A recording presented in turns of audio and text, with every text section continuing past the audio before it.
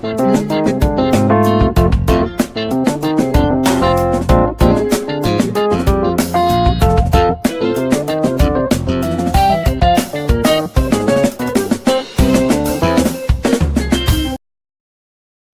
everyone. You are welcome to Anchor Network, where you get reliable and authentic news that are so crucial to you. I say big thank you to everyone who has been part of this channel and who has taken time to subscribe. And if you are yet to subscribe, I say please click the red subscribe button and also the bell icon. The bell icon will allow you to get notified anytime we publish any news. Next time Nigerians want to disgrace a politician outside the country, they should invite me, says Seun Kuti. Seun Kuti has asked members of the proscribed indigenous people of Biafra, IPOB, and other civil groups to notify him anytime they want to disgrace any politician, Nigerian politician at that, outside the country. According to him, he was in Europe when Ike Ekweremadu, former deputy Senate president, was attacked at the New Yam Festival on August 17th. Seun Kuti, like his father, late Fela Anikulapo Kuti, is very critical of the Nigerian government.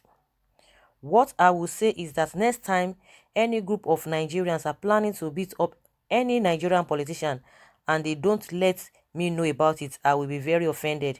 That is the only thing I have to say about that, because I was in Europe. The more hands, the merrier it is and it becomes. So guys, that is what Kuti is saying, that he would want to join anytime any action will be made, or any politician, all these Nigerian politicians, so to speak, outside the country, that we want to join. But the question is that why is it that he wouldn't want to do that? Because he's always in Nigeria. Why is it that he cannot start that in Nigeria when you have the politicians all around? They don't even need to travel. The reason is that, which I know the answer, which also you yourself, you know the answer, because the intimidation is just too much, because they're always going with large numbers of entourage, of police, army, guiding themselves. But abroad, there's no immunity there. You are just like ordinary person. Even their own politicians over there, they don't go with all those escorts and all of that. Just common councillor. If you see the police that they go with, not to talk of a chairman of a local government, let alone the governor. So that is why, he cannot even do that, or anybody cannot attempt to do that unless you want to do it as a group. And once they target that, the target and see you, that is the end of the person, because they will so much deal with the people. And that's why everybody is just like, I don't want trouble, I don't want to wala. It's not as if maybe there's anything, it's not as if these guys are really more than us, but because of the fear, everybody is just like, I'm looking for my daily bread. I don't want to be locked behind bar. You can imagine what is happening to Shiwore now, even for people to even come out to say, no, or even to add their voices to say, okay, let them release this man. No, we don't want this man to be detained. People are not even saying that, let alone that they want to say they want to go and do even ordinary protests. People are running. We still have some people that are so brave, that are that irrespective of what happens, they will not be afraid. But one thing is that when we come together, there is that strength in large numbers. So that's why I say a lot of people just like go back, they don't want to do anything. But concerning what he's saying, if it's happening outside Nigeria, say they should count him in, or they should tell him that he would have he would have appreciated it, because he was in Europe that for them to have invited him, he would have joined in. But one thing is that if such things want to happen, nobody is going to give you any information or whatever, because it's something that that will those guys will be taking on our ways. If really this guy Ike Ikuremadu knew quite already that something of that nature will be happening to him, of course he won't be there. He won't be there at all. So it's laughable when they say Shiwore was trying to overthrow the government, was planning and all of that. If you want to overthrow the government, you will not be making noise. Like I said in one of my videos, you can't announce it. They will be taken unawares. You want to overthrow the government, then you'll be moving from places to places. You give notice, you tell people. No, it's not done that way. So that's why people are like, these guys are not really serious. How can you just arrest somebody even for what he has not committed? They're like, oh, they are being proactive. That if something had happened, the same Nigerians will come and say, oh, why didn't you people outsmart them this and this and that. That's what they are talking about.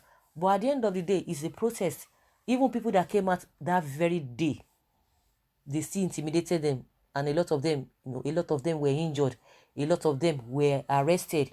But a lot of protests have, has been happening after that time. But there's still another one in September, on the 5th of September, calling everybody to come together. A lot of people will still run away. A lot of people will not want to come out. So now, thank God for hype up. Whether you like them, you hate them, they have taken a bold step. They have taken a bold step. They have taken a bold step that people, try to encourage people that you need to be bold, even if it is not violent. At least for them to have shaken them, and a lot of them, all these politicians, they are afraid. That's why you come and see some of them say, "Oh, I'm not afraid to go to abroad. I'm not afraid to do this and that." Forget, they are afraid. We know all of those things. All those ones are just trying to put up a bold face. They are all afraid.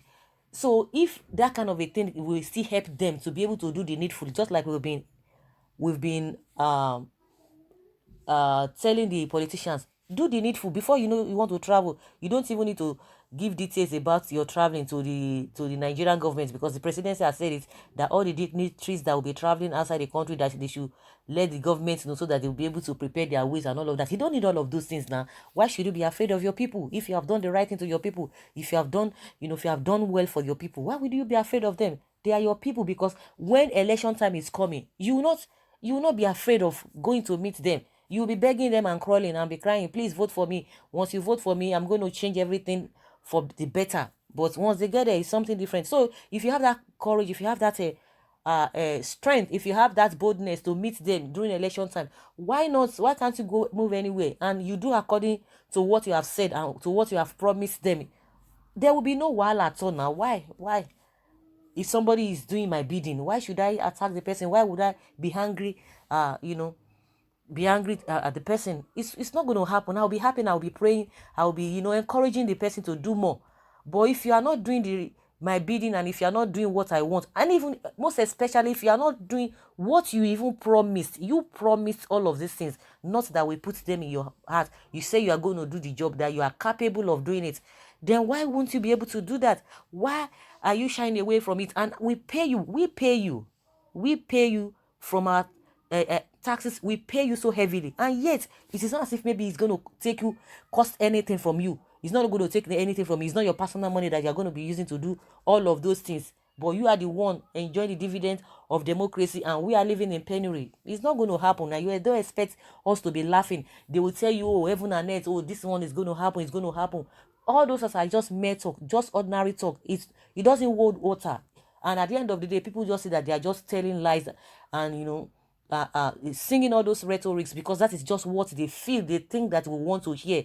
And you just like, okay, let us give them a trial. Let's give this particular person a trial. Let him go, let her go, and let's see what is going to do differently from people he himself has been condemning, that they've not been doing a lot of things. But once they get there, it's a different ball game entirely. So Kuti has said that, IPOV, please, next time when you want to carry out this kind of a